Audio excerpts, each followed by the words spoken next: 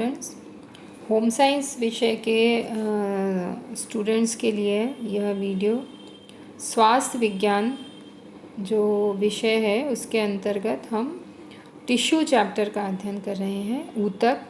ऊतक के बारे में हमने इससे पहले के वीडियो में पढ़ा था कि ऊतक क्या होते हैं और कितने प्रकार के होते हैं, और फिर उन्हीं प्रकारों का विस्तार से अध्ययन यहाँ पर हम कर रहे हैं। इससे पहले हमने यह अध्ययन किया है कि उपकला ऊतक क्या होते हैं, उनके क्या प्रकार हैं, कहाँ कहाँ पाए जाते हैं। आज हम अध्ययन करेंगे संयोजी ऊतक या कनेक्टिव टिश्यूज़ क्या होते हैं। इसके बारे में भी इसके पहले के वीडियो में थोड़ी सी चर्चा हमने करी थी कि जो संयोजी ऊतक होते हैं ये शरीर के जो अंग हैं उन्हें एक दूसरे से जोड़ने का काम करते हैं, और इन्हें मुख्यतः 4 भागों में बांटा गया है। सामान्य संयोजी ऊतक, तंतुमय संयोजी ऊतक, अस्थि या कंकाल ऊतक और तरल संयोजी ऊतक। इसमें सर्वप्रथम हम देखते हैं सामान्य संयोजी ऊतक। तो जो सामान्य संयोजी ऊतक होते हैं इनमें जो मैट्रिक्स होता है उसकी जो मात्रा होती है वो ज़्यादा होती है, अर्थात तरल और अर्ध तरल जो पदार्थ हैं इसमें ज़्यादा पाए जाते हैं, और इन्हें पुनः 4 भागों में विभाजित किया गया है या 4 प्रकार हैं इनके।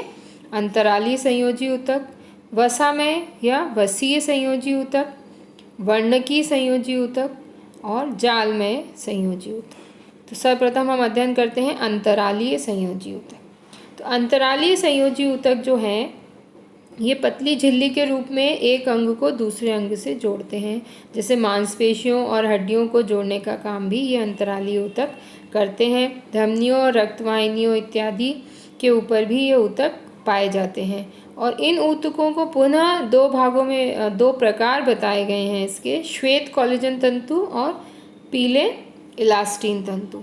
तो जो श्वेत कोलेजन तंतु हैं ये तंतु थोड़े लंबे शाखा विहीन होते हैं, और ये जैसा कि इनके नाम से पता चल रहा है सफ़ेद रंग के कोलेजन नामक प्रोटीन के बने हुए होते हैं, और इनका जो मुख्य कार्य होता है ये मांसपेशियों को हड्डी के साथ जोड़ने का कार्य करते हैं, बांधने का कार्य करते हैं। जैसा चित्र में आप देख रहे हैं अंतरालीय ऊतक, अलग अलग प्रकार के अंतरालीय ऊतकों को दिखाया गया है जो लंबे लंबे तंतुओं के रूप में इसमें दिखाई दे रहे हैं। दूसरा प्रकार है पीले इलास्टिन तंतु।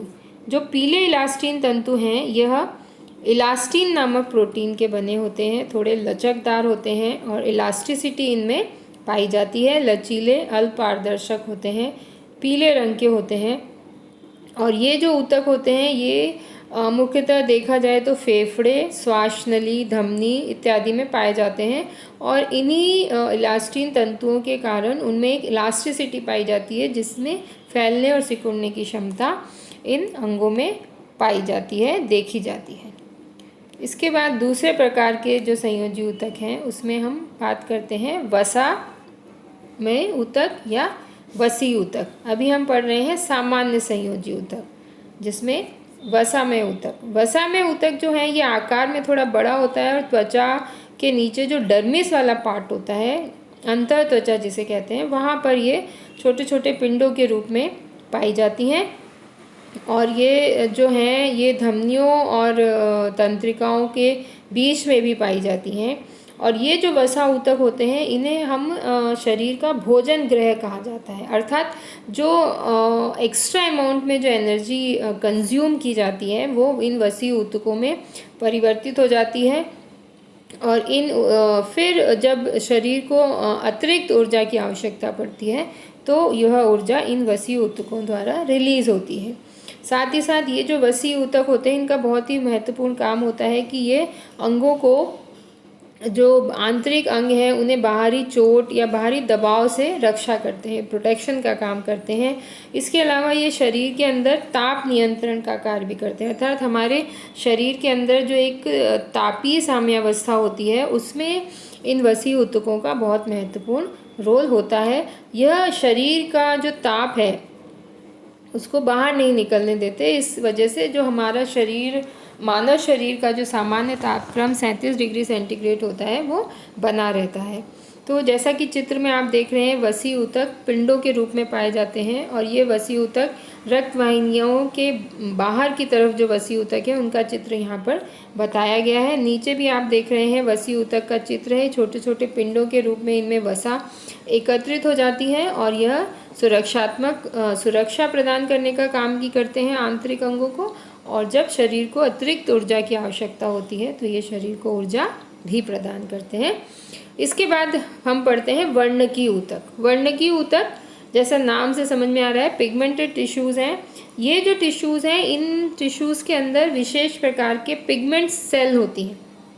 पिगमेंट सेल वे सेल होती हैं जो कलर प्रदान करती हैं या रंग प्रदान करती हैं शरीर को। और ये जो पिगमेंट सेल्स होती हैं इनका एक नाम होता है, विशेष नाम, जिसे क्रोमेटोफोर्स कहते हैं। अब ये जो क्रोमेटोफोर्स जो सेल्स होती हैं, ये कोशिकाएं बड़ी और थोड़ी शाखान्वित होती हैं और इसके अंदर छोटी छोटी पिगमेंट ग्रेन्यूल्स पाए जाते हैं या वर्णक कणिकाएँ पाई जाती हैं।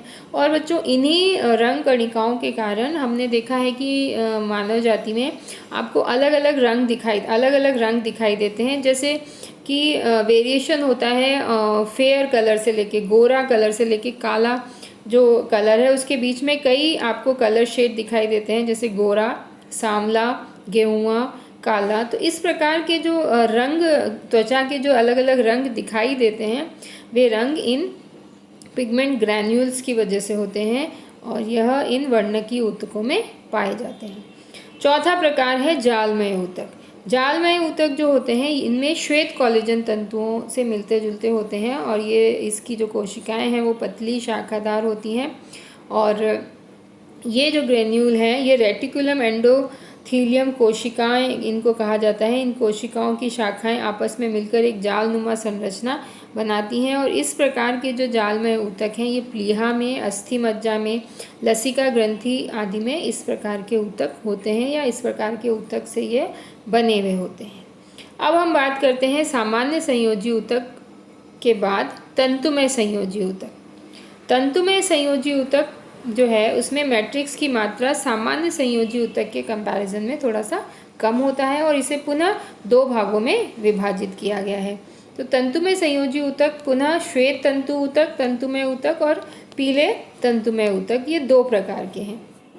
तंतुमय ऊतक का जैसा ये चित्र में आप देख रहे हैं, ये भी रेशे के समान इसकी संरचनाएं होती हैं और इसमें कोलेजन तंतु पाए जाते हैं। जो सफ़ेद तंतुमय ऊतक होते हैं उनमें श्वेत कोलेजन तंतु पाए जाते हैं और यह जो हैं ये टेंडन्स, मांसपेशियों, अस्थियों को मांसपेशियों से बांधे हुए रखते हैं। और दूसरे जो पीले तंतु हैं उनमें इलास्टिन तंतु पाए जाते हैं। इलास्टिन नाम का प्रोटीन पाया जाता है और यह भी हड्डियों को आपस में जोड़ने का काम करती हैं। तो इस प्रकार आज हमने अध्ययन किया कि जो संयोजी ऊतक में 4 प्रकार के संयोजी ऊतक हैं, इसमें सामान्य संयोजी ऊतक और तंतुमय संयोजी ऊतक का आज हमने अध्ययन किया है। इसके पश्चात 2 संयोजी ऊतक, अस्थि या कंकाल ऊतक और तरल संयोजी ऊतक का अध्ययन हम अगले अध्याय में या अगले वीडियो में करेंगे। धन्यवाद।